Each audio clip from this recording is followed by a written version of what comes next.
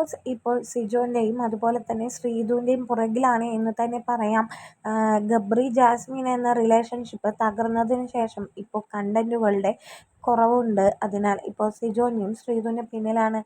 ഇപ്പോഴിതാ രാത്രി സിജോ ശ്രീധുവിനെ പ്രൊപ്പോസ് ചെയ്യുന്ന ഒരു ഭാഗമാണ് കണ്ടുകൊണ്ടിരിക്കുന്നത്. നിനക്കെന്നെ ഇഷ്ടമാണെന്നോ, എന്നിട്ട് കയ്യിൽ കിടക്കുന്ന മോതിരം കൊടുക്കുകയാണ് സിജോ ചെയ്യുന്നത്. ആലോചിച്ചിട്ട് പറഞ്ഞാൽ മതിയെന്നും സമയം തരാമെന്നുമാണ് നമ്മുടെ ശ്രീധുവിനോട് സിജോ പറയുന്നത്.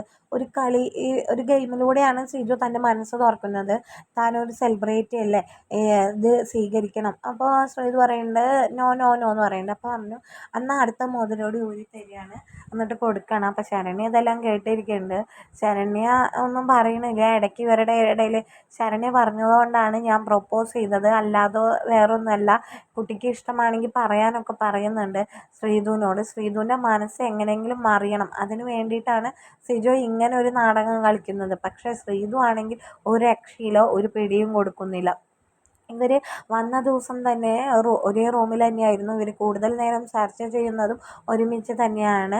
ഇപ്പോഴിതാ ഇങ്ങനെ ഒരു സംസാരം വന്നപ്പോൾ ശ്രീധു എന്ത് ചെയ്തു, വേഗം കിടന്നുറങ്ങി അറിയാത്ത പോലെ. പക്ഷെ സിജു പിന്നാലെയുണ്ട്. എന്തായാലും കാത്തിരിക്കാം നമുക്ക്.